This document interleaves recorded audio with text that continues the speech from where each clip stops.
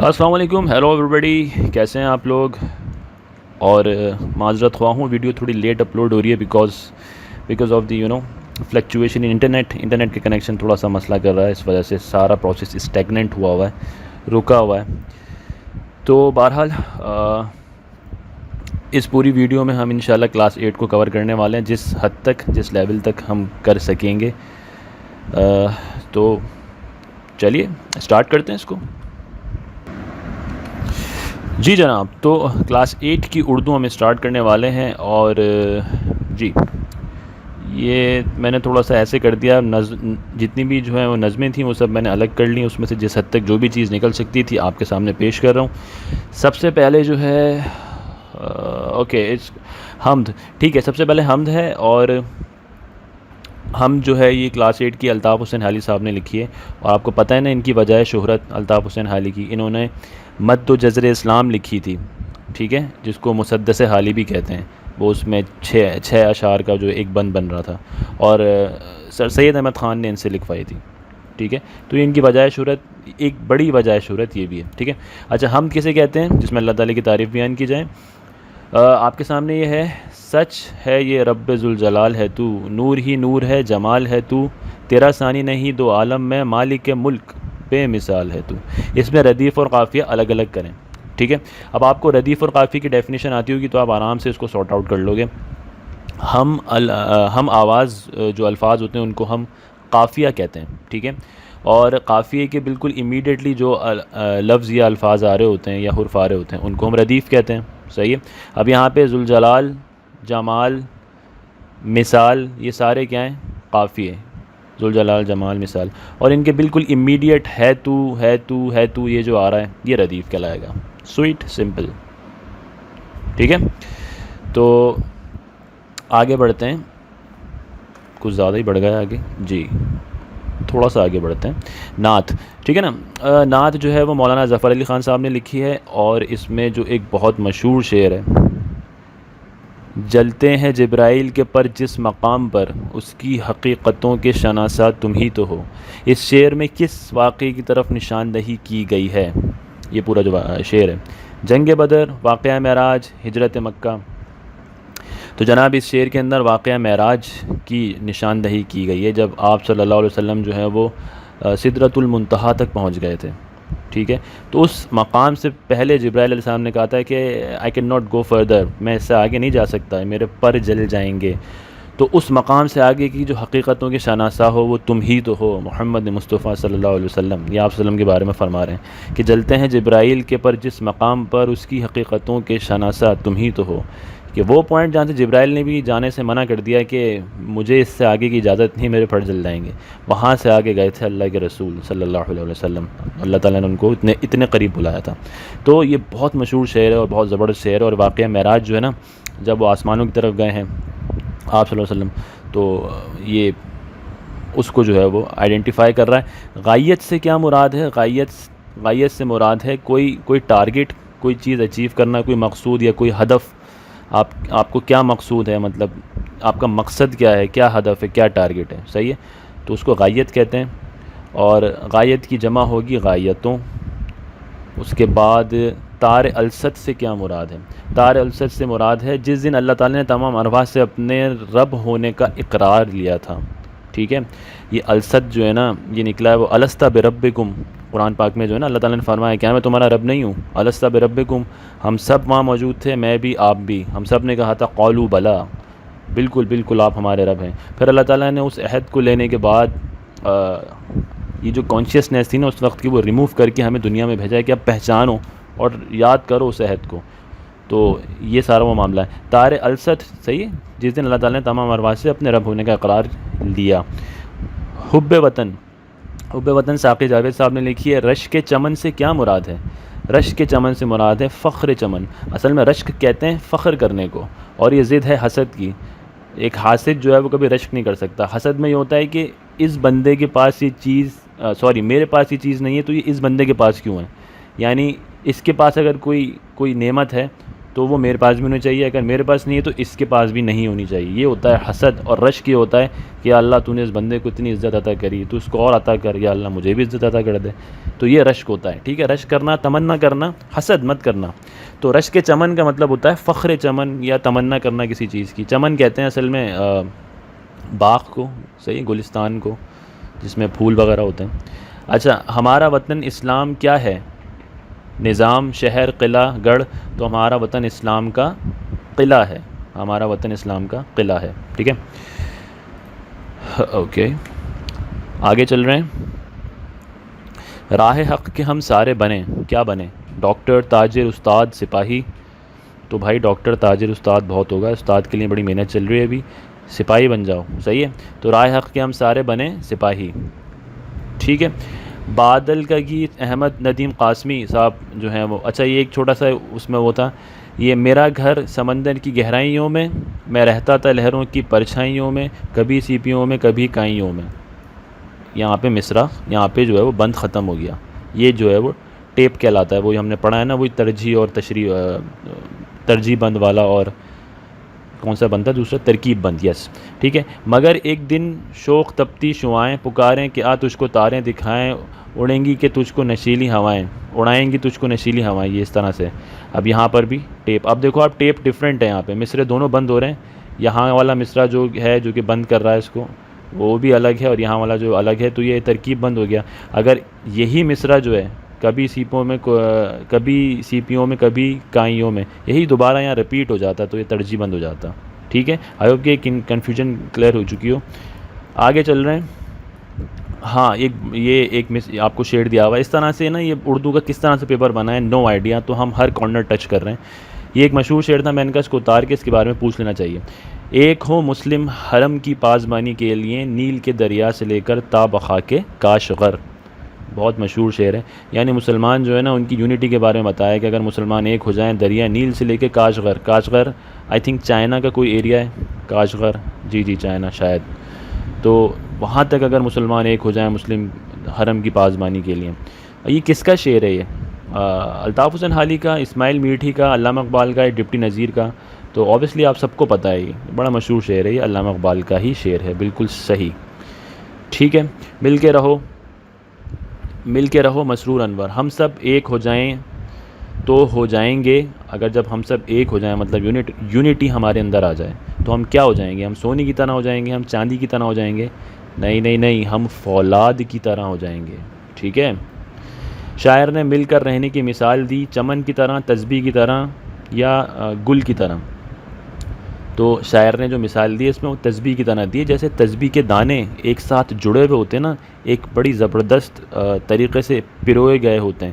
اسی طرح سے ہم سب کو مل کے رہنے کی تلقین کی ہے شاعر نے اس نظم میں. مل کے رہو جیسے تسبیح کے دانے ہوتے ہیں.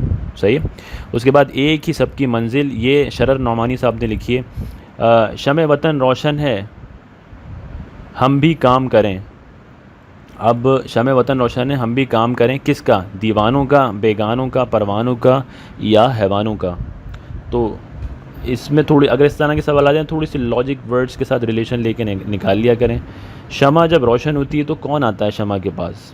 دیوانہ یا بیگانہ یا حیوان تو نہیں آتے. پروانہ ہی آتا ہے نا شمع کے پاس. تو ٹھیک ہے، جل جاتا ہے مگر آتا ہے اسی کے پاس ہے. تو یہ صحیح جواب ہوگا پروانوں کا. ٹھیک ہے.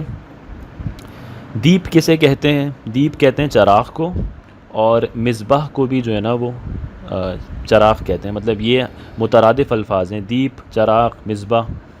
صحیح. اچھا، اس کے بعد نظم تھی خضر کا کام کروں، حامد اللہ افسر نے لکھی. دیدائے تر سے کیا مراد ہے؟ اب دیکھو، دیدہ کا مطلب تو ہوتا ہے آنکھ. یہ دید سے نکلا ہے. صحیح ہے. دید آنکھ کو کہتے ہیں. دیدائے تر مطلب مینس گیلا. تو روتی ہوئی آنکھ ہوگی یقیناً، یا گیلی آنکھ ہوگی، یا پانی جس آنکھ سے جا رہا ہو. تو اندھی آنکھ یا روتی آنکھ یا دکھتی آنکھ، تو اوبیسلی روتی ہوئی آنکھ کو کہتے ہیں دیدائے تر. ٹھیک ہے. آگے چل رہے ہیں. پرانا کوٹ، یہ بڑی مزے کی نظم ہے. یہ آپ ویسے بھی پڑھ لیا کریں. پرانا کوٹ یہ اصل میں سید محمد جعفری جو ہے نا مزاح کے، اچھا یہ کوشچن ہی بنایا میں نے، سوری. مشہور مزاحیہ نظم پرانا کوٹ کے شاعر کی تحریر ہے. یہ سید محمد جعفری کی. اصل میں مزاح بہت اچھا لکھتے ہیں ان کے، اللہ تعالیٰ نے ان کو ایک دی ہے ایک کوالٹی. اور 6 کلاس کی یا شاید 7 کلاس کی ایک نظم ہے انہی کی، کراچی کی بس میں سفر ہو رہا ہے. بڑی زبردست ہے نا، مطلب آپ پڑھیں گے تو آپ کو بڑا مزہ آئے گا. تو یہ اس طرح کی جو ہے نا یہ صفت، یہ کوالٹی مزاح والی نظموں میں یہ ان کی ہے. سید محمد جعفری، ضمیر جعفری نام ہے شاید ان کا پورا. خیر جعفری صاحب شکریہ پرانا کوڈ کے لیے. آگے آزمودہ کار سے مراد، آزمودہ کار سے مطلب تجربہ کار. ٹھیک ہے. یارانہ کس کی جمع ہے؟ یارانہ جو ہے وہ یار کی جمع ہے، یا ہم اس کو دوست بھی کہتے ہیں. تو خیر دوست کا تو دوستانہ ہو جائے گی، لیکن میں نے مترادف الفاظوں کی وجہ سے اس کو یہاں پہ ایڈ کر دیا. جامع، جامع کا کیا مطلب ہے؟ جامع کا مطلب ہے لباس. کہتے ہیں نا تم نے اس کام کو یار عملی جامہ پہنا دیا، یعنی کہ تم نے اس کام کو پریکٹیکلی کر کے دکھا دیا. ٹھیک ہے، تھیوری اور باتوں پر ہی نہیں ہو، تم کام کرنے والے بندے ہو بھائی یا بندی ہو. ٹھیک ہے. صلاح عام، صلاح عام کا مطلب ہوتا ہے عام دعوت. ٹھیک ہے، جنرل دعوت، صلاح عام. اس کے بعد غزل کا پہلا شعر کیا کہلایا جاتا ہے؟ غزل کا پہلا شعر کیا کہلایا جاتا ہے؟ مطلع، مقطع، مصرع یا بند. ٹھیک ہے، تو غزل کا پہلا شعر جو ہے وہ مطلع کہلایا جاتا ہے. مطلع. ٹھیک ہے، the first one، پہلا شعر مطلع کہلایا جاتا ہے. غزل کے مقطع میں، اور جو آخری شعر ہوتا ہے نا اس کو ہم مقطع کہتے ہیں، لاسٹ والا. تو غزل کے مقطع میں شاعر کیا استعمال کرتا ہے؟ یعنی بالکل آخری شعر کے اندر لقب، خطاب، تخلص یا نسبت. تو آپ یہاں آنسر دیکھ رہے ہیں، رائٹ آنسر تخلص. جو آخری شعر ہوتا ہے اس کے اندر غزل کے، وہ شاعر اپنا تخلص استعمال کرتا ہے. جیسے تخلص کی اگزامپلز دیکھ لیں، جگر وہ تھے نا، جگر مراد آبادی اور غالب، یہ دونوں تخلص ہیں، ان کے پین ورڈز ہیں. یہ آپ یہ کہہ سکتے ہیں ان کو پین ورڈز جو ہوتے ہیں نا، سوری پین نیمز جو ہوتے ہیں، پین نیم یہ وہ ہیں. آپ جیسے مرزا اسد اللہ بیگ، یہ ان کا ریئل نیم ہے اور ان کا تخلص غالب ہے. صحیح ہے. اور وہ کوئی بھی غزل ہو یا اس طرح کی، اس میں اینڈ میں اگر اپنا وہ استعمال کرے شاعر تخلص، تو وہ مقطع میں استعمال کرتا ہے. جیسے کعبے کس منہ سے جاؤ گے غالب، شرم تم کو مگر نہیں آتی. ٹھیک ہے نا، یہ جو ہے نا مقطع ہے، اس میں انہوں نے اپنا ذکر کیا ہے، اپنا نام، اپنے تخلص کا. اس طرح سے اور بھی بہت ساری ایگزامپلز ہیں. گرامر جس حد تک مجھ سے ہو سکتا تھا میں نے کری ہے، کیونکہ گرامر تو بہت بڑی ہے بھائی، ہم کہاں تک پڑھیں گے. ایم اے اردو والے کر سکتا ہے سالو. تو بہرحال بک سے، اور آپ کہہ لیں کہ جو جہاں لگا کونے کھدنے میں جو بھی سینٹنس ایسا ملا جس سے کوئی گرامر بن سکتی تھی، وہ میں آپ کے سامنے رکھ رہا ہوں. میں بھی اسی سے تیاری کر رہا ہوں، باقی اللہ مالک ہے. ٹھیک ہے. وہ لفظ جس کے کوئی معنی نہ ہو اور بامعنی الفاظ کے ساتھ بولا جائے اس کو کہتے ہیں مہمل. ٹھیک ہے. وہ لفظ جس کے خود کے تو کوئی معنی نہیں ہے، لیکن وہ کسی بامعنی الفاظ، یعنی ایسے لفظ جس کے خود کے کوئی معنی ہو، اس کے ساتھ لگ جاتا ہے تو پھر وہ اپنے آپ کو ایکسپریس کرتا ہے. ایسے الفاظوں کو بولتے ہیں مہمل. مثلا کھانا بانا. اب وانا جو ہے اس کی کوئی وہ نہیں ہے. اب میں اگر بولوں وانا دے دو، وانا دے دو، لوگ مجھے بولیں گے بھائی کیا ہو گیا بھائی، اس کو پاگل ہو گیا ہے. ٹھیک ہے. تو کھانا وانا یعنی کھانے کے ساتھ لگ کے یہ وانا جو ہے اب کچھ تھوڑا سا وزن پیدا کر رہا ہے، یعنی خود تو یہ ایک آپ کہہ لیں کہ بے معنی الفاظ ہے. اسی طرح سے کل ول، ہم کہتے ہیں نا کل ول آ جانا، تو ول کی کوئی میننگ نہیں ہے، لیکن کل کے ساتھ مل کے یہ جو ہے وہ اٹ ساؤنڈس کوائٹ سیٹسفیکٹری. اور اسی طرح سے بات چیت میں چیت جو ہے اس کی خود کی کوئی میننگ نہیں ہے، لیکن یہ بات کے ساتھ ایک بامعنی الفاظ کے ساتھ استعمال ہو رہا ہے، تو ایک بیلنس کریٹ کر رہا ہے. اس طرح کے الفاظ جو ہوتے ہیں ان کو ہم مہمل کہتے ہیں. اچھی طرح یاد رکھو اس کو. ٹھیک ہے. یہ ہم گرامر پڑھ رہے ہیں. گانا وانا صحیح ہے، سمجھ گئے نا آپ لوگ؟ بس ٹھیک ہے. آگے چلتے ہیں. ایک بامعنی جملے کے حصے کو کیا کہیں گے؟ ٹھیک ہے. ایک بامعنی جملہ ہے، اس کے ڈفرینٹ حصے ہیں، ان کو ہم کیا بولیں گے؟ ان کو ہم کلمہ بولیں گے. لیکن بامعنی ہو، بے معنی نہ ہو. لائک کل ول ہمارا پیپر ہوگا، اس طرح سے اگر میں کہہ دوں تو اس میں ول جو ہے وہ کلمہ نہیں ہوگا. ٹھیک ہے. اب کل ہمارا پیپر ہے، میرا بھی ہے، اور جو لوگ سن رہے ہیں ان بہت سارے، مجھے پتہ ہے آپ لوگوں میں سے آپ کا پیپر ہے، تو اسی کی نسبت سے بس ذہن میں آیا تھا. تو کل ہمارا پیپر ہے، اس میں کل ہمارا پیپر ہے، یہ سب جو ہیں کلمات ہیں. اب کلمات کی 3 اقسام ہیں: اسم، فعل اور حرف. ٹھیک ہے. مثال حمزہ کل سے تیاری کر رہا ہے، تو اس میں حمزہ تو اسم ہو گیا، کر رہا ہے یہ فعل ہو گیا. ٹھیک ہے. اور سے جو ہے یہ حرف ہو گیا. یعنی سے جو ہے نا وہ یہ دو جملوں کو ملا رہا ہے. اس کی حرف کی بھی کچھ اقسام ہیں، ابھی نیچے آ جائیں گی تو اور کلیئر ہو جائے گا آپ کو. اچھا، حرف عطف سے کیا مراد ہے؟ حرف عطف سے مراد ہے جو دو اسموں کو آپس میں ملا ہے یا جو دو کلموں کو آپس میں ملا ہے.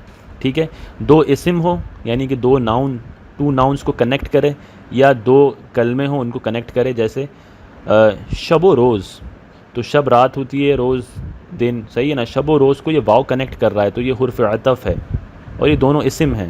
صحیح ہے. پہاڑ اور دریا یہ دونوں بھی اسم ہیں، ان کو یہ اور کنیکٹ کر رہا ہے. ٹھیک ہے، ایگزامپل آئی تھنک آپ کو کلیئر ہو چکی ہوگی یہاں سے. یہ ہوتے ہیں حرف عطف، واو اور اس طرح کے حرف عطف. پھر آ جاؤ حرف جار پہ. یہ اسم اور فعل کو ملاتا ہے. اوپر عطف کیا کر رہا تھا؟ اسم اور اسم کو ملا رہا تھا نا، ناؤن اور ناؤن کو کنیکٹ کر رہا تھا. یہاں پر یہ جو ہے حرف جار جو ہے یہ اسم کو فعل کے ساتھ ملا رہا ہے، یعنی ناؤن کو ورب کے ساتھ ملا رہا ہے. لائک وقار پتنگ پر ٹیپ لگا رہا ہے. وقار پتنگ پر ٹیپ ہی لگتا ہے کیا؟ پتنگ پہ کچھ اور لگتا ہے، مجھے نام یاد نہیں آ رہا. خیر، وقار پتنگ پر ٹیپ لگا رہا ہے. تو وقار جو ہے وہ اسم ہو گیا، اور لگا رہا ہے یہ والا جو سائڈ ہو گئی یہ فعل ہو گیا، اور اس کو کنیکٹ کون کر رہا ہے؟ پر. تو یہ حرف جار ہو گیا. تو بس یہ چھوٹی چھوٹی باریکیاں ہیں، ان کو ذہن میں رکھیے گا. میں بھی رکھوں گا انشاءاللہ، اللہ تعالیٰ آسانی کرے. باقی حرف کی جنرل ڈیفینیشن ہے، یہ وہ کلمہ ہے جو دوسرے کلمات سے مل کے اپنے معنی دیتا ہے. اس کے بغیر اسم اور فعل بیکار ہیں. بالکل اسم اور فعل کو کنیکٹ کر رہا ہے، اسم اور اسم کو کنیکٹ کر رہا ہے یہ.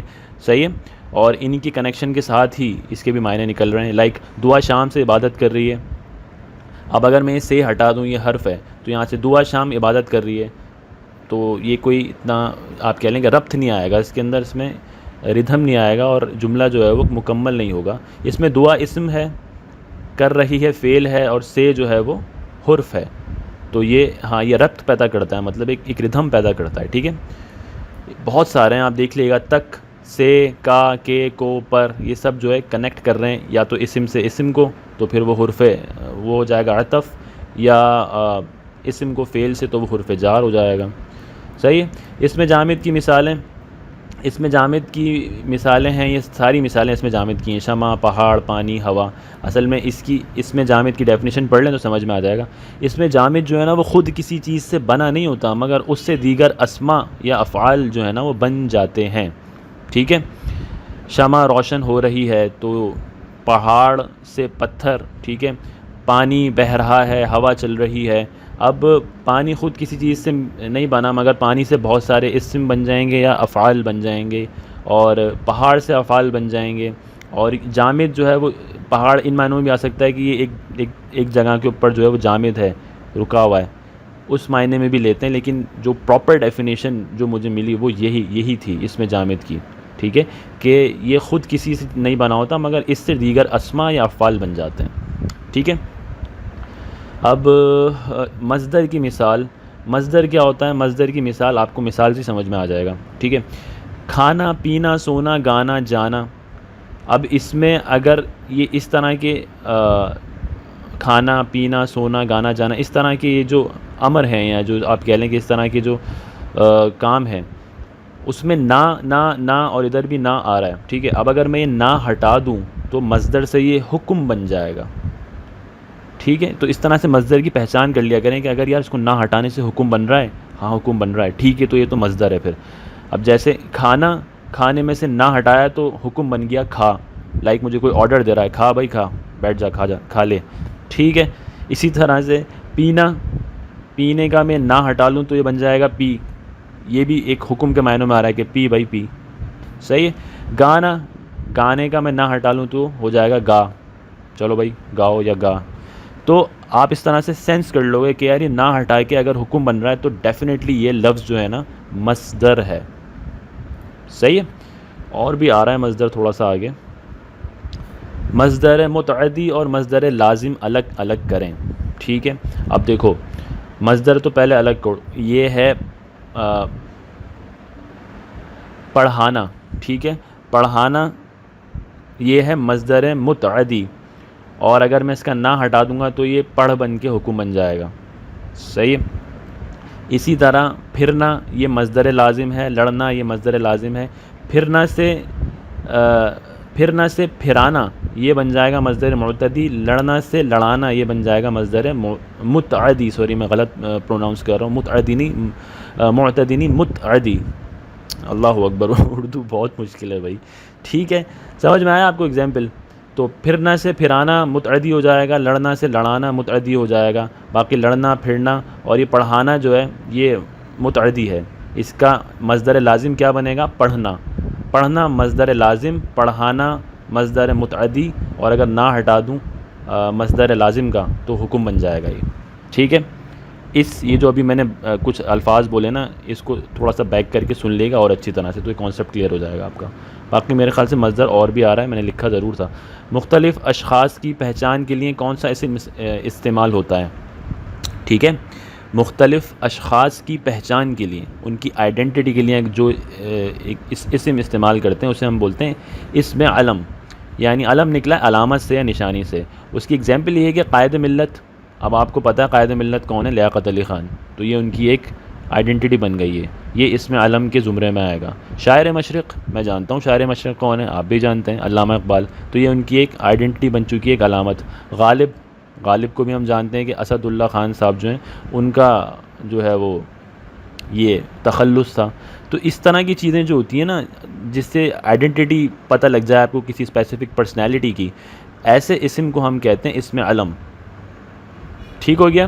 اچھا، اسم علم کی نا 5 اقسام ہیں، خطاب، تخلص، لقب، عرف اور کنیت۔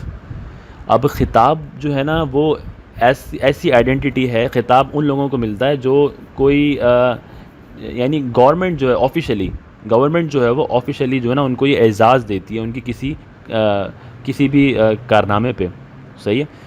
تو جیسے سر سید احمد خان کو سر کا خطاب ملا کیونکہ انہوں نے تعلیمی میدان میں بہت کارنامے سر انجام دیے، تو ان کو سر کا خطاب ملا، اس طرح سے یہ خطاب کہلاتا ہے، ٹھیک ہے؟ تخلص آپ کو پتہ ہے، تخلص جو ہے وہ یہ جیسے غالب ہو گیا، اس طرح سے شاعر جو ہے وہ تخلص رکھتا ہے اپنا، پین نیم جو ہوتا ہے وہ رکھتا ہے، رائٹر جو ہے نا کوئی وہ بھی اپنا پین نیم رکھتا ہے، اس طرح سے، ٹھیک ہے؟ لقب، لقب جو ہے وہ کسی شخص کی کریکٹرسٹک کی بیس پہ اس کو دیا جاتا ہے، صحیح ہے؟ اس کی کوئی کوالٹی ایسی ہے، کوئی اس طرح کی اس میں ایک کوالٹی ہے جس کی بیس پہ اس کا یہ لقب پڑ چکا ہے۔ جیسے حضرت علی رضی اللہ تعالیٰ عنہ، ان کی ماں نے، ان کی والدہ نے ان کو حیدر کا لقب دیا because he was brave like a line, ٹھیک ہے؟ حیدر کا مطلب ہوتا ہے شیر، وہ شیر کی طرح بہادر تھے، تو ان کو یہ لقب دیا ان کی اس کوالٹی کی وجہ سے ان کی والدہ نے۔ اور خالد بن ولید رضی اللہ تعالیٰ عنہ، ان کو ہم سیف اللہ کہتے ہیں، یعنی کہ وہ اتنے مضبوط تھے اور وہ جو ہے اتنی زبردست طریقے سے لڑتے تھے کہ ان کو اللہ کی تلوار کا لقب ملا، جو ہے آپ صلی اللہ علیہ وسلم نے ان کو لقب دیا۔ اور حضرت ابو بکر صدیق رضی اللہ تعالیٰ عنہ کو صدیق کا لقب دیا گیا، ٹھیک ہے نا؟ تو صدیق کیونکہ وہ سچائی بہت زیادہ کرتے تھے، وہ اس وجہ سے جو ہے وہ صدیق کا ان کو لقب ملا، ٹھیک ہے؟ تو ابو بکر صدیق رضی اللہ تعالیٰ عنہ کو ان کی سچائی اور صداقت کی وجہ سے، اور وہ ایونٹ میں نہیں بتاؤں گا، آپ کو سب کو پتہ ہے نا کہ ان کو یہ لقب ملا کیسے صدیق کا۔ تو یہ سمجھ میں آیا خطاب، تخلص، لقب۔ اور عرف، عرف کہتے ہیں کہ کوئی جیسے کوئی شخص جو ہے اس کا عرف عام میں وہ نام پڑ جائے، صحیح ہے؟ پیار میں، محبت میں لوگ اس کو اس کے اصل نام کے بجائے اس نام سے پکاریں، جیسے ہم کہتے ہیں نا ہمارے گھروں میں یا اپنے دوستوں یاروں میں ہم کہتے ہیں نا، کسی کو کہتے ہیں گڈو، گڈو بھائی ادھر آ جاؤ، ٹھیک ہے؟ اب ان کا گڈو کا نام تو کچھ اور ہی ہوگا، لیکن وہ گڈو جو ہے وہ عرف پڑ گیا، صحیح ہے؟ اور بھی اس طرح سے آپ کوئی بھی ایگزامپل لے سکتے ہیں۔ تو یہ جیسے کوئی کسی کی صفت کی وجہ سے، یار کوئی جو ہے تھوڑا سا موٹا ہوتا ہے تو اس کو بولتے ہیں موٹو، صحیح ہے؟ تو اس طرح سے عرف میں اس نام پڑ جاتا ہے اس کا۔ جیسے میں نے موسٹلی دیکھا ہے جو جن لڑکوں کا نام شہریار ہوتا ہے ان کو شہری شہری بولا جاتا ہے، تو وہ ان کا عرف عام میں شہری نام پڑ گیا، ٹھیک ہے؟ ایسی پیار میں، محبت میں جو ہے نا وہ نام عام ہو جاتا ہے۔ کنیت، کنیت جو ہے وہ کسی خاص نسبت کی وجہ سے جو ہے نا کسی شخص کو پکارا جاتا ہے اس کی کنیت سے۔ جیسے ابھی میں 2 ایگزامپل دینے والا ہوں، دونوں اسلامیات کی کلاس 7 میں ہیں، کل میں پڑھ رہا تھا، ٹھیک ہے؟ تو اس میں یہی ہے کہ حضرت علی رضی اللہ تعالیٰ کی ایک کنیت ہے ابو تراب، تراب کہتے ہیں مٹی کو، تو آپ صلی اللہ علیہ وسلم نے ان کو دی تھی یہ کنیت، یہ جو اس طرح کا جو کہا تھا، کیونکہ حضرت علی رضی اللہ عنہ جو ہے وہ حرم میں لیٹے ہوئے تھے، اور وہ ایونٹ نہیں بتاؤں گا میں وہ کیا ہوا تھا بس، تو گھر سے آیا تھے تھوڑا سا لڑکے وہاں بیٹھے ہوئے تھے حرم میں، تو ان کے اوپر مٹی تھوڑی لگ گئی تھی، تو اس پہ آپ صلی اللہ علیہ وسلم نے کہا تھا کہ ابو تراب اٹھ جاؤ، اے مٹی کے باپ اٹھ جاؤ، اس طرح سے ان کو پیار سے محبت سے کہا تھا، ٹھیک ہے. تو یہ ان کی، اب ابو تراب اور کوئی نہیں ہے، ٹھیک ہے. ابو تراب جو ہے وہ حضرت علی کی کنیت ہے. آپ یہ مت سمجھے گا کہ پیار سے اللہ کے رسول نے کہا تو اس کو تو عرف میں آنا چاہیے، نہیں، عرف میں تو بہت سارے لوگوں کی چیز ہو جاتی ہے. لائک میں موٹو بولوں گا کسی کو تو موٹو تو بہت سارے لوگ ہیں، لیکن ابو تراب ایک ہی ہیں، حضرت علی رضی اللہ تعالیٰ عنہ، صحیح ہے. اور اس کے بعد ابو الحسن بھی کہا جاتا ہے حضرت علی کو، یعنی حسن کے باپ، تو اس وقت کے لحاظ سے، ٹھیک ہے. تو یہ 2 کنیتیں حضرت علی کی ہیں، سمجھ گئے آپ. یہ کنیت ہوتی ہے. یہ 4-5 چیزیں ہم نے دیکھی، اس کو اچھی طرح سے ذہن نشین کر لیں. خطاب، تخلص، لقب، عرف، کنیت، اور ان کی ایگزامپلس بھلے آپ لکھ کے دیکھ لیے گا تو آپ کو اور اچھی پریکٹس ہو جائے گی. آگے چل رہے ہیں. اس میں موصول ایسے الفاظ جن کو اپنے اظہار کے لیے جملے کی ضرورت ہوتی ہے، ٹھیک ہے.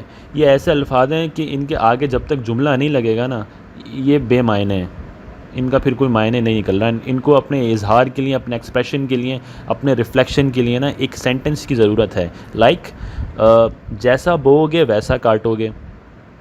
اب اس میں جیسا جو ہے نا وہ ہے اس میں موصول، ٹھیک ہے. جب تک بوؤ گے اور ویسا کاٹو گے یہ پورا جملہ نہیں لگے گا تو اس جیسا کی کوئی ویلیو نہیں ہے، صحیح ہے. اس کی ہم میننگ ہی نہیں جان پائیں گے.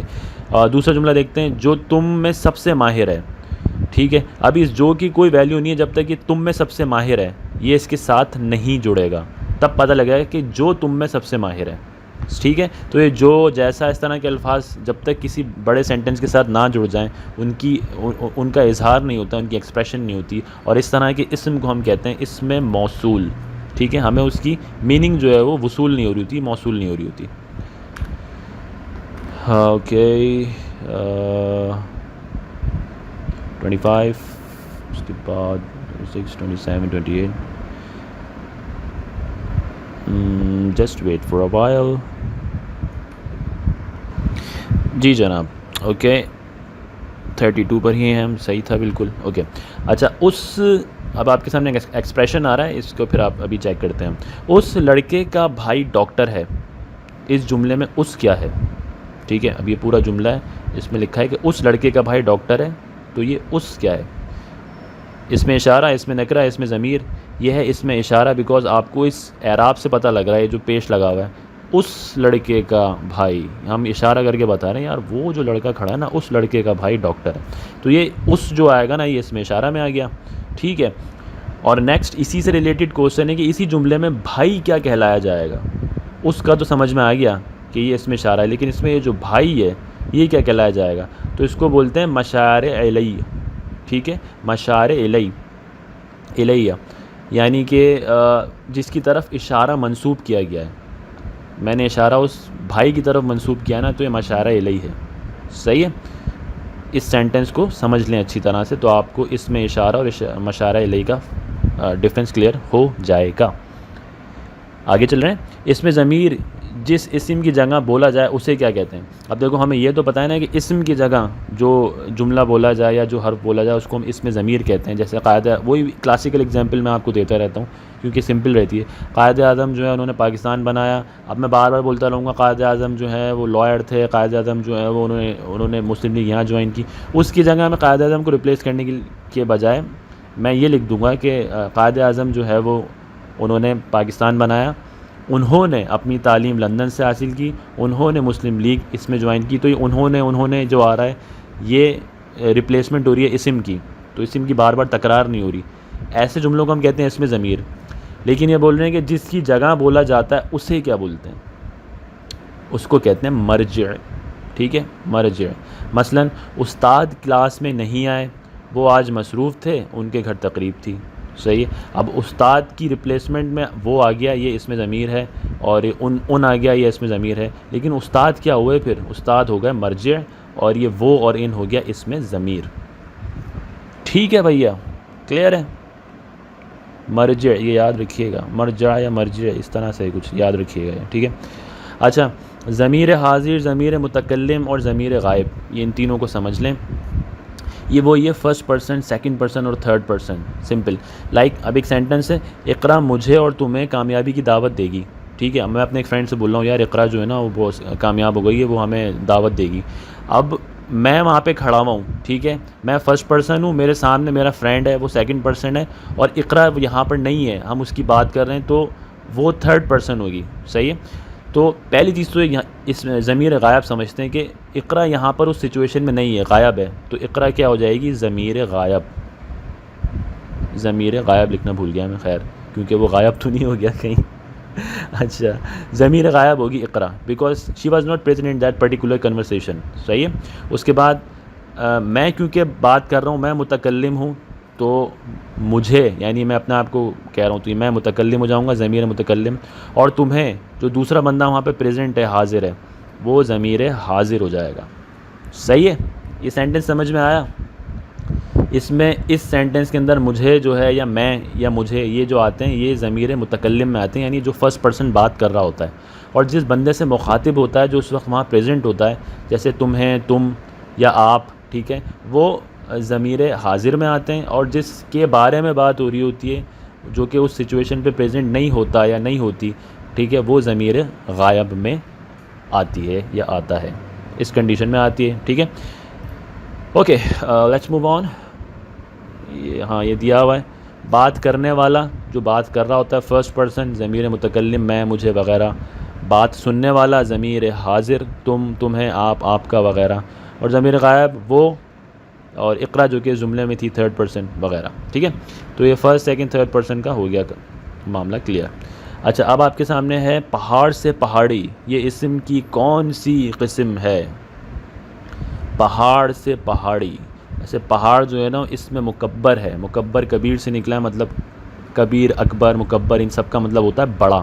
ٹھیک ہے، تو پہاڑ سے ایک چھوٹی چیز بن رہی ہے پہاڑی، تو وہ صغیر، صغرا، صحیح ہے، اسی معنوں میں ہوگا. تو آپ دیکھ لیں، سمپل سی یہاں پہ آپ کو دیا ہوا ہے، اس میں تصغیر، اس میں مکبر، اس میں معرفہ، اس میں تصغیر از ذرائر عنصر. یہ میں نے یہاں پہ ایک سیمیٹری بھی بنائی ہوئی کہ اصغر، تصغیر، صغرا، یہ چھوٹی یہ لگانا بھول گیا میں. ٹھیک ہے، صغرا یہ سب چھوٹا چھوٹا ہونا ان معنوں میں آتا ہے، کبیر، صغیر. صحیح ہے، تو پہاڑ سے پہاڑی، مکبر سے مصغر یا صغیر، چھوٹے لیول پر آ رہا ہے، تو بہت نیچرل سی چیز ہے. اچھا، اب ایک سچویشن دی ہوئی ہے، پڑھنا، پڑھائی، پڑھانا. ان کو آپ انڈر لائن کر لیں گے. اگر میں یہ یہاں سے مٹا دوں تو آپ کو یاد ہونا چاہیے، پڑھنا، یار یہ تو مصدر لگ رہا ہے، کیونکہ اگر میں نہ ہٹاؤں گا تو یہ حکم بن جائے گا، پڑھ. صحیح ہے، تو یہ مصدر لازم ہو گیا، نون ہٹایا تو یہ پڑھ بن کے حکم بن گیا. اور حاصل مصدر، یہ نئی چیز ہے کہ اس پڑھنے سے حاصل کیا ہوا، اس پڑھنے سے پڑھائی حاصل ہوئی. ٹھیک ہے، تو یہ حاصل مصدر ہو گیا.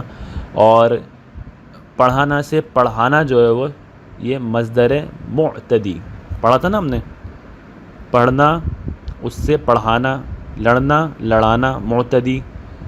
صحیح ہے، سننا، سنانا، یہ معتدی بن گیا. تو پہلے والا کون تھا؟ یہ لائک پڑھنا جو ہے وہ مصدر لازم، اور پڑھانا، آپ لوگ پڑھ رہے ہیں، میں پڑھا رہا ہوں، اس سچویشن کو رکھ لیں. پڑھنا مصدر لازم، اس سے پڑھانا مصدر معتدی. بیچ میں دو چیزیں کہ اگر نون ہٹا دوں گا تو حکم بن جائے گا، اور اس کا حاصل کیا ہوگا پڑھنے پڑھانے کا، کہ پڑھائی حاصل ہوگی ہمیں، یہ حاصل مصدر ہے. بس ان سچویشنز کو تھوڑا سا دیکھ لیں، کچھ بعید نہیں ہے کہ اس میں سے کچھ آدھا ہے کیا ہو. بہرحال صفت نسبتی، کوئی نام کسی نسبت سے پڑھ جائے، صحیح ہے، کوئی نام کسی کی نسبت سے پڑھ جائے، کسی ایریا کی یا کسی خاص خصوصیت کی نسبت سے. لائک گجراتی، وہ لوگ جو کہ گجرات سے تعلق رکھتے ہیں، جن کی نسبت گجرات سے، ان کو گجراتی کہیں گے. حیدرآبادی، جو حیدرآباد سے نسبت رکھتے ہیں. ٹھیک ہے، کشمیری، جو کشمیر سے نسبت رکھتے ہیں. اور ضروری نہیں ہے کہ یہ پلیس ہو، یہ کوئی بھی چیز ہو سکتی ہے. لائک روح سے روحانی، روحانی کا مطلب ہوتا ہے روح سے تعلق رکھنے والا. سائنسی کا مطلب ہوتا ہے سائنس سے تعلق رکھنے والا. عربی کا مطلب ہوتا ہے عرب سے. تو یہ سب صفت نسبتی ہیں. ٹھیک ہے، عربی، سائنسی، روحانی، کشمیری، حیدرآبادی، گجراتی، لاہوری، یہ سب صفت نسبتی ہیں. اوکے، جیسے وہ کہتے ہیں جگر مراد آبادی، مراد آباد کے رہنے والے. اور ماہر اجمیری، اجمیر کے رہنے والے. ٹھیک ہے، یہ ہے اس طرح سے معاملہ. اوکے، اب آگے چل رہے ہیں. یہ یہاں پہ ختم ہوا ہے. اور 38 کے بعد 39. یپ، اب دیکھو، اب یہ اسباق آ رہے ہیں اس میں.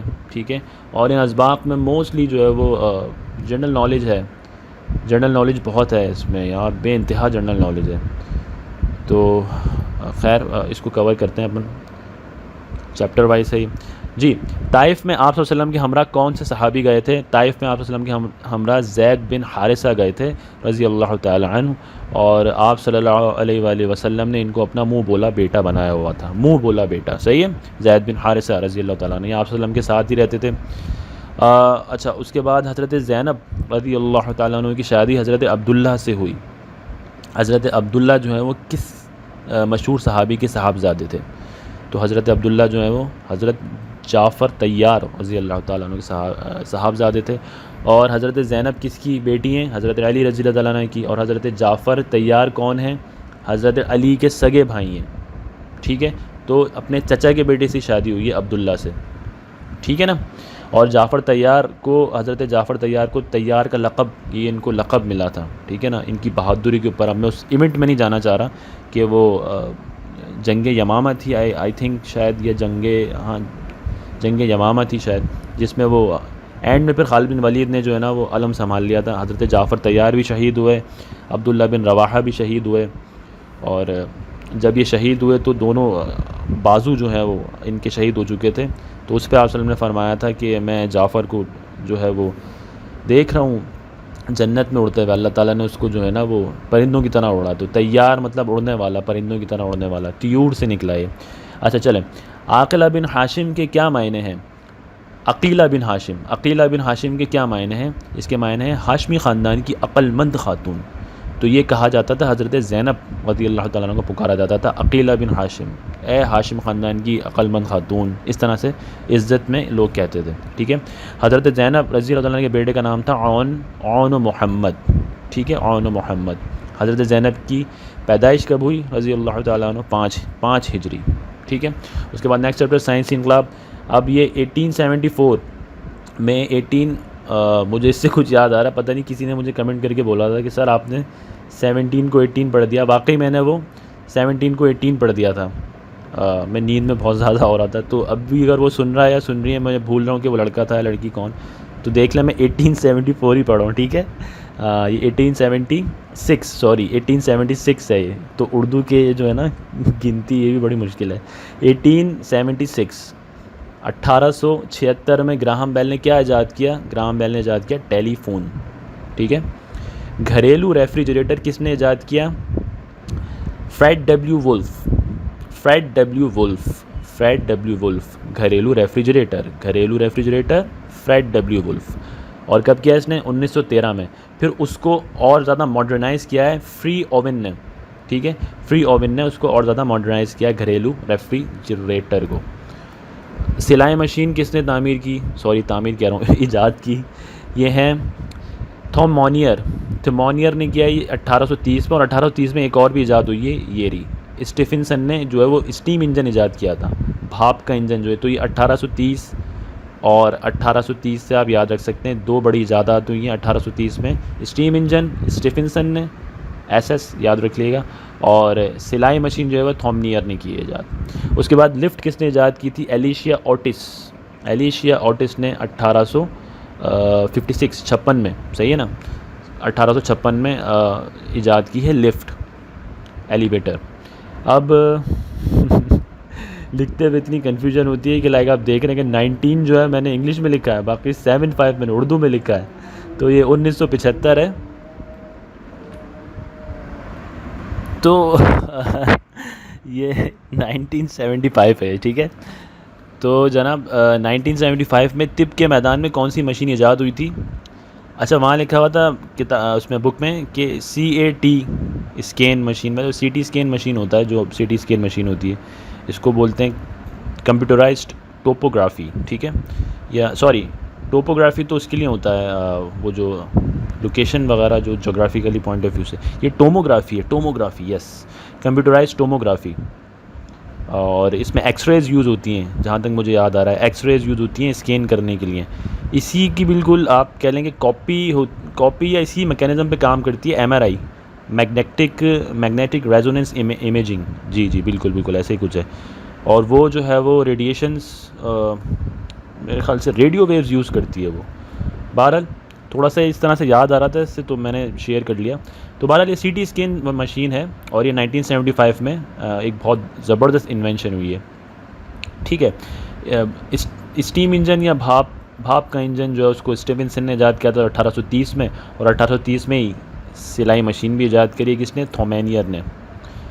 تھومینیئر یا تھومونیئر واٹ ایور. ٹھیک ہے. اچھا, ملی وحدت. اب یہ نیکسٹ چیپٹر, اس میں الفاظ مترادف ساتھ ساتھ لکھے ہوئے. مذاکرات کا مترادف ہے بات چیت. اور چیت مجھے بتاؤ کیا ہے, ابھی پڑھ کے آئیں پیچھے. اسٹاپ کرو, اس کو پاز کرو, ذہن پہ تھوڑا زور ڈالو, رائٹ آنسر بتاؤ, پھر پاز کر کے میرا آنسر سن لینا جو میں بولنے والا ہوں. ٹھیک ہے, پاز کریں اس کو. اور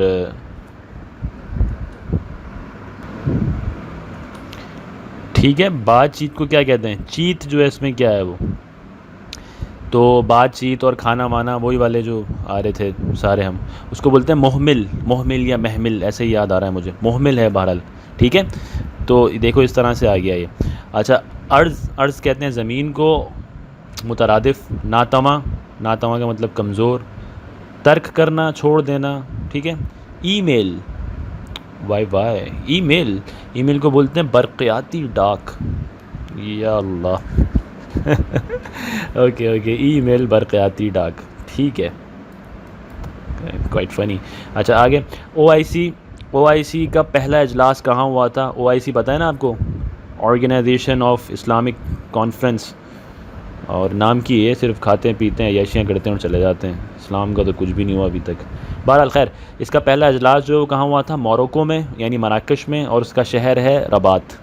او آئی سی کا پہلا اجلاس موروکو میں, موروکو کا شہر رباط. ٹھیک ہے. آگے, یوم کشمیر جو ہے وہ کب بنایا جاتا ہے؟ 5 فروری کو بنایا جاتا ہے. مسلمانوں کو یکجا کرنے کے لیے جو ادارہ قائم ہوا, یعنی علماء پہلے وہاں پہ آ کے بیٹھے تھے, اس فلاحی ادارے کو کہا گیا تھا مؤتمر عالم اسلامی. ٹھیک ہے, مؤتمر عالم اسلامی, یاد رکھیے گا. مسلمانوں کو یکجا کرنے کے لیے جو ادارہ قائم ہوا تھا, فلاحی ادارہ, وہ تھا مؤتمر عالم اسلامی. پاکستان سے محبت کرو, پاکستان کی تعمیر کرو, کس مشہور شخصیت کے الفاظ ہیں؟ حکیم محمد سعید رحمۃ اللہ علیہ. ٹھیک ہے. حکیم محمد سعید کی والدہ کا نام کیا تھا؟ ان کا نام تھا رابعہ ہندی. ٹھیک ہے.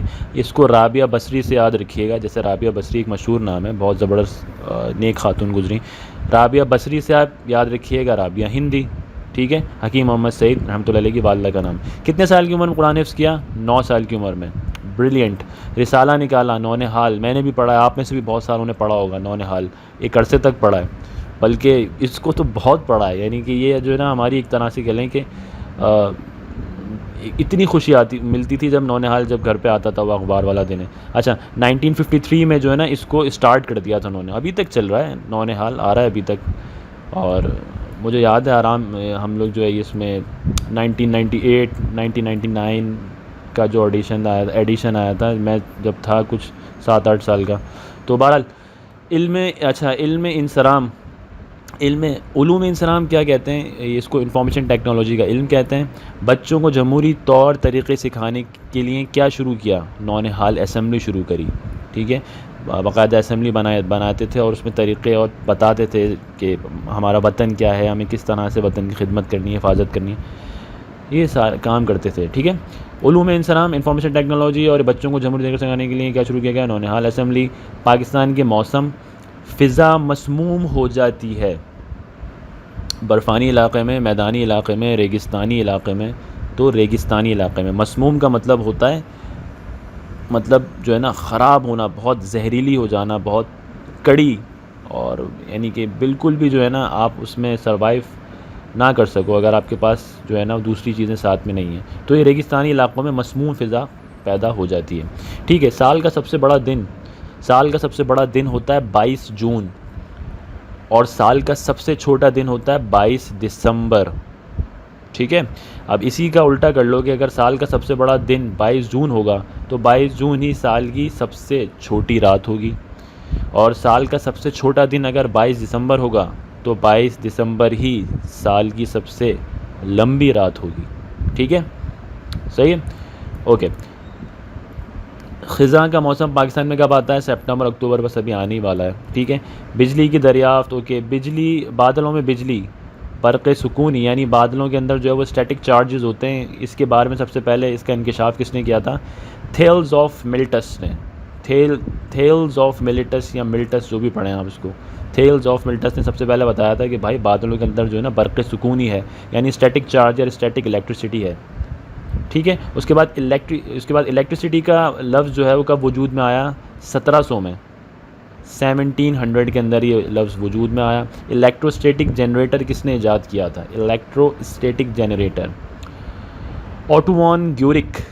یہ نام یاد رکھیں، انگلش میں بھی لکھا ہوتا ہے وہاں پہ نام، اوٹو وان گیورک.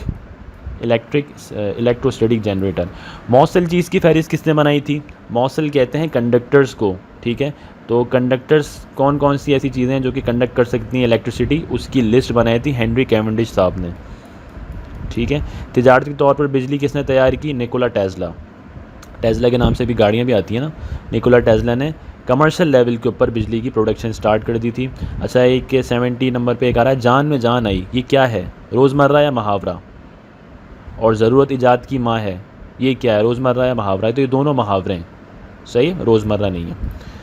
آگے الفاظ متضاد آ رہے ہیں ہمارے پاس کچھ.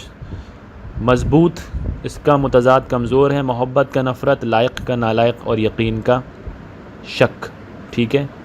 یہ سارے متضاد ہیں. عائشہ فاروقی پاکستان کی پہلی خاتون پائلٹ تھیں لڑاکے تیاری کی. ٹھیک ہے. 4-5 آپشن دے دے گا، کمرشل طیارہ، لڑاکا طیارہ، اور یہ طیارہ اور وہ طیارہ. تو بہرحال fighter, she was the first fighter pilot of the Pakistan, Ayesha Farooqui. ٹھیک ہے.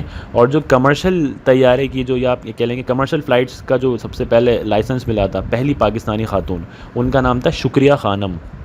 ٹھیک ہے. تو یاد رکھیے گا ایسے ہی.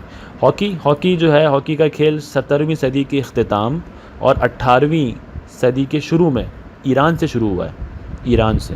ٹھیک ہے. At the end of the 17th century and at the start of the 18th century from Iran. پھر ایران سے یہ کھیل مشہور ہوتا ہوا یورپ چلا گیا، یورپ سے پھر فرانس میں بہت کھیلا گیا، اور فرانس سے پھر انگلینڈ میں چلا گیا، اور پھر انگلینڈ سے پھر دنیا میں پورا آ گیا. اولمپکس میں ہاکی کب آئی؟ یعنی اولمپکس میں کب انٹروڈیوس کرایا؟ 1908 میں اس کو انٹروڈیوس کرایا گیا. اچھا، پاکستان کی ہاکی ٹیم کب چیمپئن بنی؟ پاکستان کی ہاکی ٹیم 1960 کے اندر، 1960 میں 9 سپٹمبر 1960. ابھی دیکھو سپٹمبر گزرا ہے، کوئی اتنا بول بالا نہیں ہوا، پاکستان چیمپئن بنا ہوا تھا. تو کھیل کی پاپولیرٹی بہت کم ہے پاکستان میں، بہرحال پھر بھی ہمارا ہی قومی کھیل ہے. اچھا، ہاکی کا میدان جو ہے وہ 55/100 فیٹ کا ہوتا ہے. صحیح ہے. 55x100 فیٹ کا ہوتا ہے. بس یہ نمبرز یاد رکھیے گا، اگر اس نے دے دیا تو ہم کر لیں گے انشاءاللہ. ٹھیک ہے. ہاکی میں دو ہاف ہوتے ہیں، 2 دورانیے ہوتے ہیں 35 منٹ کے، اور بیچ میں کچھ 5 سے 10 منٹ کا وقفہ ہوتا ہے. تو فٹ بال میں کتنے ہوتے ہیں؟ پڑھا تھا ہم نے ابھی اردو میں. فٹ بال میں بھی 2 ہوتے ہیں مگر 45 منٹس کے ہوتے ہیں. ہاکی میں 35 منٹس کے ہوتے ہیں. ہاکی کی جو اسٹک ہوتی ہے اس کے بدن کی جو مقدار ہے، یعنی اس کا جو وزن ہے، وہ 18 سے 21 اونس لکھا ہے بک کے اندر، جو کہ گرام میں بن جائے گا 535 to 560. اگر کوئی گوگل پہ دیکھیں گے تو کہیں 19 سے 22 لکھا ہوا ہے. تھوڑی بہت ویریشن ہر جگہ ملے گی، مگر بک والی جو ٹرمینالوجی ہے وہ یہ ہے کہ 18 to 21 اونس. ٹھیک ہے. اونس بڑا ہوتا ہے، اس میں پھر گرام آ جاتے ہیں بہت سارے. Girl guides. اچھا، PGGA کس کا مخفف ہے؟ پاکستان گرلز گائیڈ ایسوسی ایشن. صحیح ہے، یہ اس کا مخفف ہے. 1957 میں لاہور میں جو پاکستان گرلز گائیڈ ایسوسی ایشن کی ریلی ہوئی تھی، اس میں کتنے گائیڈز تھے؟ اس میں آلموسٹ 1000 گائیڈز انہوں نے حصہ لیا تھا. 1989 میں یونیسکو کی طرف سے جو ہے، یونیسکو یونائٹڈ نیشنز کا جو ہے وہ ایک ادارہ ہے، ان کی طرف سے جب PGGA والوں کو کون سا ایوارڈ دیا تھا؟ تو ایوارڈ ملا تھا نوما. ٹھیک ہے. ابھی ایبریویشنز آپ گوگل کر لینا کہ نوما کی کیا ایبریویشن ہے، بک میں نہیں دی ہوئی تھی. ٹھیک ہے. PGA کو 2 مرتبہ کون سا ایوارڈ ملا ہے؟ ان کو 2 دفعہ ملا ہے اولیو ایوارڈ. اس آرگنائزیشن کو، پاکستان گرلز گائیڈ ایسوسی ایشن، اولیو ایوارڈ. اور یہ اولیو ایوارڈ دیا کس کی طرف سے جاتا ہے؟ WAGGS، world association of girl guide, I don't know. ٹھیک ہے. یہ بھی دیکھ لیے گا آپ گوگل پہ.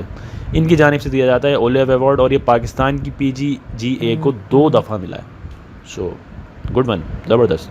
ٹھیک ہے. اچھا، جونیئر، ان کی جو ڈویژن ہے وہ اس طرح سے جونیئر گائیڈز، گرل گائیڈ اور سینئر گائیڈ. جونیئر گائیڈز جو ہوتی ہیں وہ 6 سے 11 سال تک کی ہوتی ہیں. یہ ایج بریکٹ ہے 6 to 11 ایئرس. اس کے بعد پھر گرل گائیڈ جو ہے وہ 11 to 16 ایئرس اس ایج بریکٹ میں آ جائیں گی. اس کے بعد جب وہ سینئر ہو جائیں گی تو پھر وہ 16 سے 21 ایئرس ان کا یہ ایج بریکٹ ہے. اس کے ساتھ ان کی جو ڈریسنگ جو ہے نا اس میں بھی چیزیں تھیں وہ میں نے یہاں پہ لکھی نہیں. آپ لوگ چاہیں تو دیکھ لیے گا اگر سمجھیں اس کو کہ امپورٹنٹ ہے. لائک یہ جونیئر گرل گائیڈ جو ہے ان کی ڈریسنگ کے کلرز کچھ الگ تھے. گرل گائیڈ کی ڈریسنگ کے کلرز جو ہے وہ دے واز سم تھنگ ڈفرینٹ. ان کے اسکارف کا کلر کچھ تھا اور سینئر گرلز گائیڈ جو ہیں ان کا ڈفرینٹ تھا. تو اس طرح سے یہ ڈفرینشیٹ کر پاتے ہیں یہ لوگ اس طرح سے. عالمی درجے پر اس کے 5 بڑے مراکز ہیں 5 بڑے ملکوں میں. انگلینڈ میں ہے, اسکاٹ لینڈ میں ہے, میکسیکو میں ہے, افریقہ میں ہے اور وہاں پر انڈیا میں ہے. ٹھیک ہے نا. اس کے بعد حیاتیات. مسلمانوں نے سائنسی کارنامے سر انجام دیے ہیں 8ویں صدی سے 20ویں صدی تک. یہ جو ٹائم پیریڈ ہے نا فرام 8 to 20th century مسلمانوں نے اس میں بہت سارے مسلمان آئے. ابو علی سینا, ابن الہیثم, الرازی, جابر ابن حیان, یہ تو کامن سے نام ہیں. اور بھی بہت مسلمان تھے بھائی جنہوں نے بڑی زبردست جو ہیں وہ ایجادات کی ہیں. بہرحال 8 to 20th century that is the time period. حیاتیات کے معنی کیا ہیں؟ زندگی کا مطالعہ کرنا. زندگی کا مطالعہ کرنا. ٹھیک ہے. یہ آپ کو گھمائے گا تھوڑا 2-3 الفاظ میں. یہ پودے بھی ڈال دے گا اور یہ بھی ڈال دے گا. وہ نباتات ہوتا ہے یہ جو آگے آ رہا ہے. ٹھیک ہے.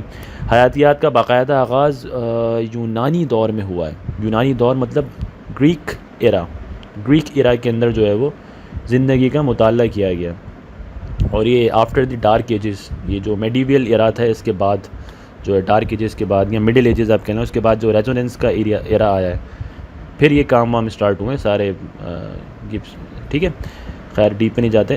نباتات کا علم, نباتات جڑی بوٹیاں نباتات کہتے ہیں نا, اس کا علم پودوں کا علم یعنی باٹنی کو کہتے ہیں. ٹھیک ہے.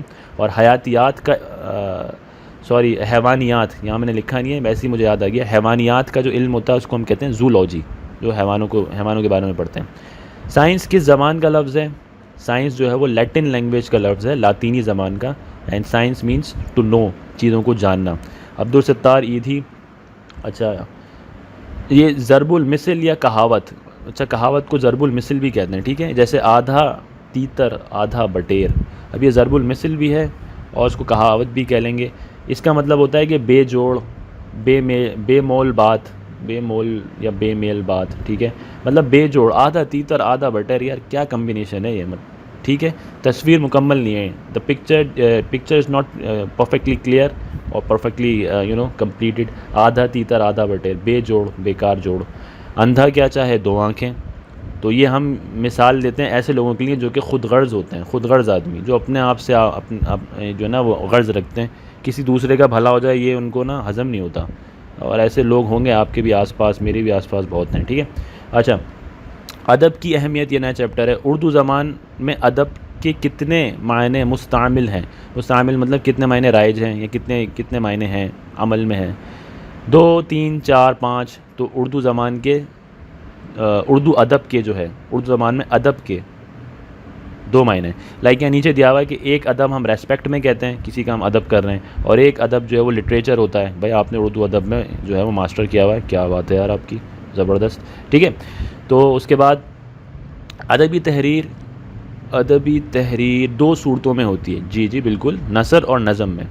جو بھی ادبی تحریر ہوگی یا تو وہ نثر ہوگی یا وہ نظم ہوگی. نثر میں افسانہ ہو گیا, سوانح حیات ہو گئی, خاکہ ہو گیا, یہ ساری چیزیں آتی ہیں.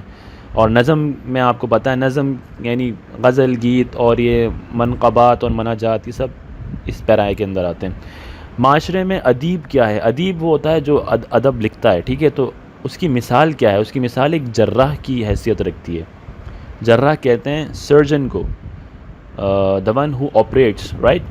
سرجن جو ہوتا ہے اس کو ہم اردو میں جراح کہتے ہیں. اس کی حیثیت رکھتی ہے. یعنی یہ جو ہے نا ادیب جو ہوتا ہے نا یہ ادب کو صاف کرتا رہتا ہے. اگر اس میں کوئی غلط چیزیں شامل ہو رہی ہیں تو یہ اپنے کام سے جو ہے نا ادب کو اور اچھا کر لیتا ہے اور صاف کرتا ہے, زبان کو اور صاف کرتا ہے. اور اس کے لیے زبان پہ زور رکھنا جو ہے نا یعنی ماہر ہونا وہ ضروری ہے. اردو زبان کا جو ماہر ہوگا وہی ایک اچھا ادیب ہوگا. اچھا علم کیمیا. بابائے کیمیا مانے جاتے ہیں کون؟ جابر ابن حیان. ٹھیک ہے. پائپ بنائے جاتے ہیں کس سے؟ پائپ بنائے جاتے ہیں پی وی سی سے. یہ پی وی سی سے، یہ پتہ ہے نا آپ کو، پولی وینائل کلورائڈ یہ کمپاؤنڈ ہے، اس سے جو ہے وہ پائپس وغیرہ بنائے جاتے ہیں. ایٹمی وزن کا تصور کس نے پیش کیا؟ ایٹامک ویٹ، یہ جان ڈلٹن صاحب نے پیش کیا تھا. Keep remember. ٹھیک ہے. ایٹم کی ساخت مادام کیوری، یا ان کو میڈم کیوری کہتے ہیں. انہوں نے نا اصل میں ریڈیو ایکٹیویٹی پہ بھی بہت کام کیا ہے، اور ریڈیم ایک ایلیمنٹ ہے وہ انہوں نے ڈسکور کیا تھا، جو کہ ہماری گھڑیاں جو ہوتی ہیں گھروں میں جو لگی ہوئی ہیں، اس کی جو آپ یہ جو سوئیاں ہوتی ہیں نا، چھوٹی سوئی اور بڑی، یہ کافی جو نا چمک رہی ہوتی ہیں، ریفلیکٹ کر رہی ہوتی ہیں رات میں بھی، اس میں ریڈیم استعمال ہوا تھا. اور یہ میڈم کیوری کو سلام کرو کہ انہوں نے ڈسکور کیا. ایون کہ ہماری ہینڈ واچز کے اندر بھی. اچھا، پاکستان کی تہذیب، مہر گڑھ کی تہذیب کہاں کی ہے؟ مہر گڑھ کی تہذیب بلوچستان کی ہے، بلوچستان کی. صحیح ہے. اور زراعت کا آغاز کس تہذیب سے شروع ہوا؟ یعنی ہمارے اس ایریا کے اندر زراعت کا آغاز یہ بھی مہر گڑھ سے ہی شروع ہوا، اور جو ہے وہ انڈس سویلائزیشن تک جاری رہا. پھر گندھارا کی تہذیب کا مرکز کہاں ہے؟ گندھارا کی تہذیب کا مرکز ہے ٹیکسلا. ٹیکسلا مجھے یاد ہے ہم لوگ گئے تھے ٹیکسلا، تو وہاں پر بہت اچھا میوزیم بنایا ہوا انہوں نے، زبردست. ٹیکسلا کا کوئی خیر پرانی بات ہے. تو ٹیکسلا جو ہے وہ گندھارا تہذیب کا مرکز ہے. اسی کے ساتھ اچھا ٹھیک ہے. مری پنجاب میں ہے مگر صوبہ سندھ کا مری کسے کہتے ہیں؟ صوبہ سندھ کا مری کہتے ہیں گورکھ ہل اسٹیشن. گورکھ ہل اسٹیشن جائیں، وہ بڑی سردی ہوتی ہے وہاں پر بھی. 10 بار پروگرام بنا اور ٹوٹ گیا. دوستوں میں ایسے ہی ہوتا ہے. اچھا، گورکھ ہل اسٹیشن جو ہے وہ it's being called as the Murree of Sindh. ٹھیک ہے. کیٹو کی پہاڑی کہاں پر ہے؟ کیٹو کی پہاڑی ہے جی بی، یعنی گلگت بلتستان. اور بہت پیارا ایریا ہے یہ گلگت بلتستان کا، اور بڑے زبردست لوگ ہیں. ان کی ہاسپٹیلٹی اور کھاتے پیتے اور بڑے لونگ، بہت اچھے لوگ ہیں. تو یہاں پر ہے کیٹو کا پہاڑ. شاہ جہانی مسجد کہاں واقع ہے؟ وہ تو ٹھٹا میں ہے. ٹھیک ہے. شاہ جہانی مسجد. دنیا کے 3 بڑے پہاڑی سلسلے پاکستان کے اندر ہیں. 3 بڑے پہاڑی سلسلے، جہاں تک مجھے یاد پڑ رہا ہے، یہ ہندو کش کا سلسلہ ہے، اور پراکرم کا سلسلہ ہے، اور ہمالیاز. یہ 3 بڑے سلسلے ہیں. پھر اس میں بہت ساری پہاڑیاں اور اس میں بڑے بڑے پہاڑ لگتے ہیں. کراکرم میں کیٹو آتا ہے. ٹھیک ہے. اچھا، مشکل الفاظ. عالمگیر کا مطلب ساری دنیا. اورنگزیب عالمگیر ایک مشہور بادشاہ گزرا تھا نا. عالمگیر ساری دنیا. مربوط کا مطلب ہوتا ہے باضابطہ، یعنی کسی چیز کے ساتھ کنیکشن میں رہنا، رابطہ یا تعلق قائم کیے ہوئے. مربوط. بو قلمونی تھوڑا وہ لفظ ہے. بو قلمونی کا مطلب ہوتا ہے طرح طرح کے رنگوں کا مجموعہ. ڈفرینٹ کلرز وین کمبائن تو they are being called as بو قلمونی ان اردو. ٹھیک ہے. اس کے بعد مرطوب، ہوا میں پانی کی مقدار کا زیادہ ہو جانا. اس کنڈیشن کو کہہ رہے ہیں مرطوب.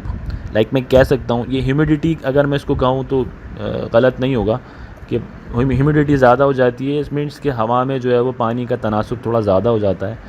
تو میں یہ کہہ سکتا ہوں کہ کراچی کی ہوا کافی مرطوب ہے. اس ہوا میں جو ہیومیڈیٹی تھوڑی زیادہ ہے، پانی کی مقدار تھوڑی زیادہ ہے. لقمہ اجل، دیکھو اجل کہتے ہیں موت کو. موت کے منہ میں چلے جانا، موت کا نوالا بن جانا، موت کا شکار ہو جانا، یہ سب لقمہ اجل کے معنی ہیں. گزند، نقصان. اوکے. انہماک مطلب توجہ، دلچسپی. بڑے انہماک سے میری باتیں سن رہا تھا، بڑے توجہ سے میری اور بڑے دلچسپی سے وہ میری باتیں سن رہا تھا. ٹھیک ہے. بن نہیں آتی، کوئی تدبیر کام نہیں آتی، کوئی صورت نظر نہیں آتی. وہ غالب کے وہ کچھ شعر یاد آ رہے ہیں. خیر، بن نہیں آتی اس کا مطلب ہوتا ہے کہ کوئی تدبیر کام نہیں آ رہی ہے. میں جو بھی اسٹریٹجی لگا رہا ہوں، میں جو بھی پلانز بنا رہا ہوں، it doesn't work. what the hell is that man. اچھا ٹھیک ہے. کوئی تدبیر کام نہیں آ رہی. اس کے بعد مقدم کا مطلب ہوتا ہے سب سے پہلے، یعنی کہ کس چیز کو آپ پرائیورٹی دے رہے ہو. یار یہ مقدم ہے، ٹھیک ہے نا، لازم ہے مقدم. خلعت کو بھی لباس کہتے ہیں. جام، ایک اور ورڈ پڑھا تھا ہم نے لباس سے ریلیٹڈ، جامہ، عملی جامہ. ہاں، جامہ کو بھی لباس کہتے ہیں. عاقبت کہتے ہیں آخرت کو. کہتے ہیں نا کہ یار اس بندے نے اپنی عاقبت سنوار لی، یہ بڑا نیک بندہ تھا. عاقبت آخرت. ٹھیک ہے. اور سراسیمگی